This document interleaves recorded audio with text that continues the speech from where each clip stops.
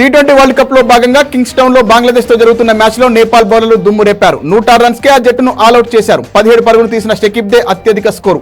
కాగా బంగ్లా బ్యాటర్లలో షకీబ్, నేపాల్ బ్యాటర్లతో సోంపేల్, దీపేంద్ర, రోహిత్, సందీప్ తలో 2 వికెట్లు పడగొట్టారు. ఈ మ్యాచ్ లో ఓడితే బంగ్లా సూపర్ 8 అవకాశాలు సంక్లిష్టమవుతాయి. ఏపీలోని గూడూరు రేణిగుంట మధ్య 3వ రైల్వే లైన్ నిర్మాణానికి కేంద్రం ఆమోదం తెలిపింది. ప్రధానమంత్రి గతిశక్తి జాతీయ మాస్టర్ ప్లాన్ లో భాగంగా ఈ లైన్ నిర్మించనుంది. ఈ 2 స్టేషన్ల మధ్య 83.17 కిలోమీటర్ల దూరానికి 884 కోట్లు ఖర్చవుతాయని అంచనా వేసింది. 2 రైల్వే వంతెనలు, అండర్ పాస్లు నిర్మించాల్సి ఉండగా ఈ ప్రాజెక్టు కోసం 36.58 హెక్టార్ల భూమిని సేకరించాల్సి ఉంది. ఇప్పటికే విజయవాడ, గూడూరు మధ్య 3వ లైన్ పూర్తి కావస్తోంది.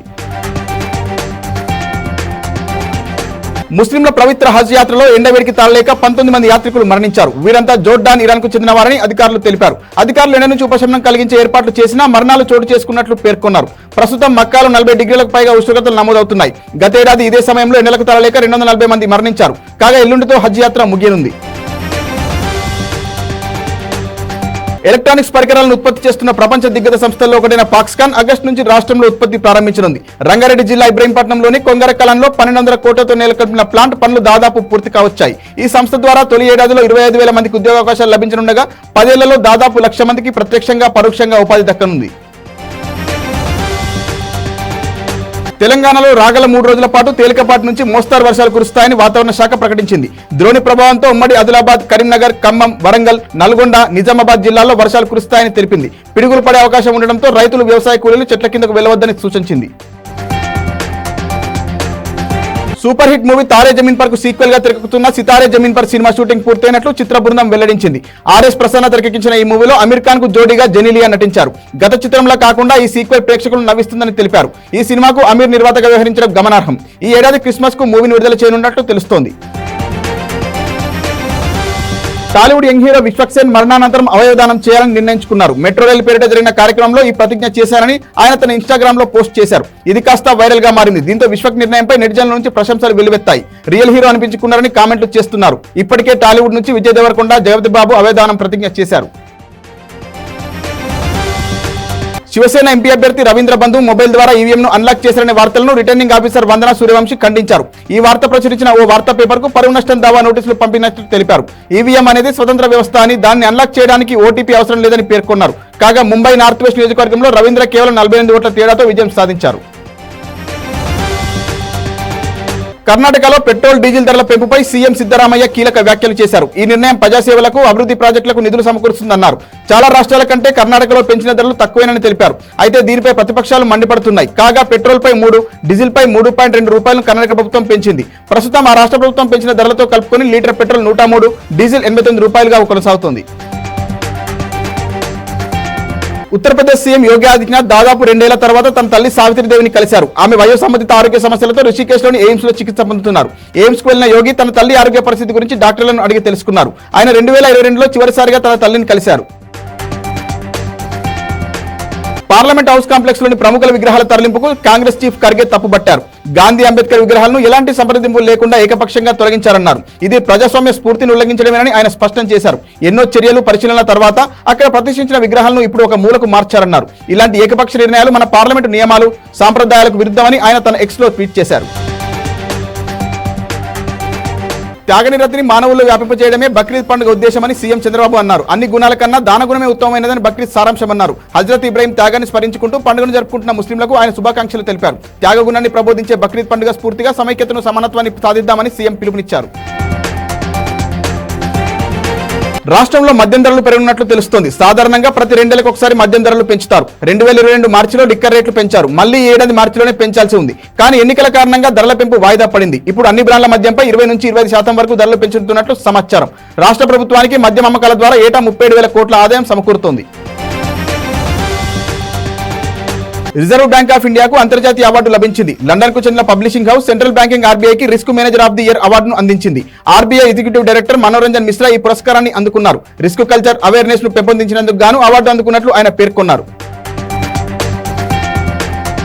రాష్ట్ర శాసనసభాపతి గడ్డం ప్రసాద్ పేద విద్యార్థులకు ఎంఎస్ఆర్ చారిటబుల్ ట్రస్ట్ ద్వారా ₹1 కోటి ఆర్థిక సాయాన్ని అందించారు. హైదరాబాద్ సైఫాబాద్ లోని ఎంఎస్ఆర్ ట్రస్ట్ ఏర్పాటు చేసిన కార్యక్రమంలో పాల్గొన్నారు. 300 మంది పేద విద్యార్థుల చదువుల నిమిత్తం ట్రస్ట్ నిర్వాహకులు శివారెడ్డి, శిరీషారెడ్డితో కలిసి చెక్కులు పంపిణీ చేశారు. ఎంఎస్ఆర్ చారిటబుల్ ట్రస్ట్ అందిస్తున్న సేవలు అభినందనీయమని స్పీకర్ కొనియాడారు. పేదవాడి ఆశలు ఆవిరైపోయాయి. గత ప్రభుత్వ హయాంలో 2 పడక గదుల ఇళ్ల పంపిణీలో లక్కీ డ్రాలో ఎంపికైనా తమకు ఇళ్ల పట్టాలు ఇవ్వలేదని లబ్ధిదారులు ఆందోళన చేపట్టారు. కాంగ్రెస్ ప్రభుత్వం తమ ఇళ్లను ఇప్పించాలని కోరుతూ జయశంకర్ భూపాలపల్లిలో లబ్ధిదారులు 2 పడక గదుల ఇళ్ల ఎదుట బైఠాయించి నిరసన తెలిపారు. పీఎం కిసాన్ పథకం కింద 17వ విడత సాయాన్ని ఈ నెల 18న కేంద్ర ప్రభుత్వం రైతుల ఖాతాలో జమ చేయనుంది. 9.26 కోట్ల మంది రైతుల ఖాతాల్లో దాదాపు 20,000 కోట్లను యూపీ పర్యటనలో భాగంగా బటన్ నొక్కి ప్రధాని మోదీ బదిలీ చేస్తారు. ఈ పథకం కింద ఏటా 6,000ను 3 విడతల్లో 2,000 చొప్పున రైతులకు పెట్టుబడి సాయం కింద కేంద్రం అందిస్తోంది. ప్రధానిగా ప్రమాణ స్వీకారం చేసిన తొలి రోజే ఈ పెట్టుబడి సాయంపై మోదీ సంతకం చేశారు. అసెంబ్లీ స్పీకర్ గా టీడీపీ ఎమ్మెల్యే అయ్యన్న పాత్రుడి పేరు ఖరారైనట్టు ఆయన స్వయంగా తన సన్నిధిలో చెప్పినట్టు తెలుస్తోంది. నర్సీపట్నం నుంచి 7 సార్లు ఎమ్మెల్యేగా గెలిచిన అయ్యన్న పాత్రుడు 5 సార్లు మంత్రిగా పనిచేశారు. అయితే ఈసారి మంత్రివర్గంలో చోటు దక్కకపోవడంతో స్పీకర్ పదవి ఇస్తారన్న వార్తలు ప్రచారంలో ఉన్నాయి. అది నిజమేనంటూ ఆయనే ధృవీకరించారని అయ్యన్న సన్నిహిత వర్గాలు వెల్లడించాయి.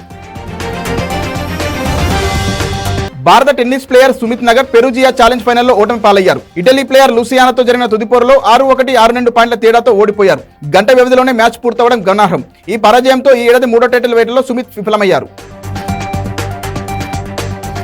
అగ్నిపథ్ పథకం రీలాంచ్ పేరుతో వాట్సాప్ లో వైరల్ అవుతున్న సందేశం ఫేక్ అని పీఐబీ ఫ్యాక్ట్ చెక్ ట్వీట్ చేసింది. పథకం మార్పునకు సంబంధించి కేంద్ర ప్రభుత్వం ఎలాంటి మార్గదర్శకాలు ఇవ్వలేదని పేర్కొంది. కాగా అగ్నిపథ్ పేరును సైనిక్ సమాన్ స్కీమ్ గా మార్చడంతో పాటు డ్యూటీ పీరియడ్, పర్మనెంట్ శాతం, ఆదాయం పెంపు అంటూ ఓ పోస్ట్ వైరల్ గా మారింది.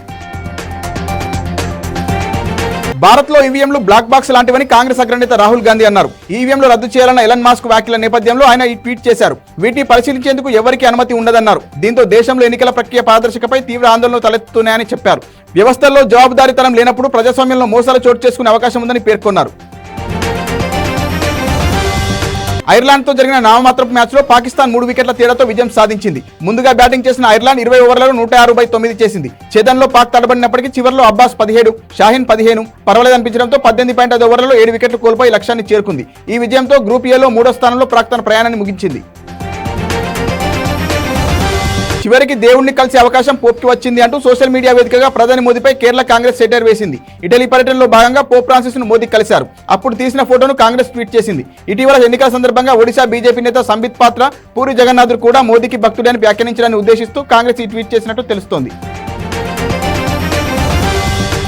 రాష్ట్రంలో మాదక ద్రవ్యాల రవాణాపై నార్కోటిక్ బ్యూరో పోలీసులు నిఘా పరిశీలన చేశారు. ఇతర రాష్ట్రాల నుంచి హైదరాబాద్ నగరానికి గంజాయి సరఫరా చేస్తున్న 2 అంతరాష్ట్ర ముఠా సభ్యులను టాస్క్ ఫోర్స్ పోలీసులు అరెస్ట్ చేశారు. వారి వద్ద నుంచి 64 లక్షల రూపాయల విలువైన 124 కిలోల గంజాయిని స్వాధీనం చేసుకున్నారు.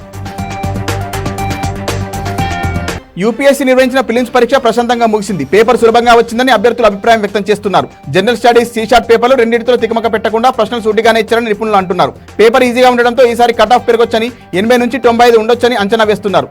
గతేడాది 2 పేపర్లు టఫ్ గా ఉండడంతో కట్ ఆఫ్ 75గా నిర్ణయించారు. ప్రభాస్ కల్కి సినిమా కోసం అభిమానులు దేశవ్యాప్తంగా ప్రేక్షకులు ఎదురు చూస్తున్నారు. ఇప్పటికే రిలీజ్ చేసిన గ్లింప్స్ ట్రైలర్ తో సినిమాపై భారీ అంచనాలు నెలకొనగా హాలీవుడ్ రేంజ్ లో ఈ సినిమా ఉండబోతుందని అంతా భావిస్తున్నారు.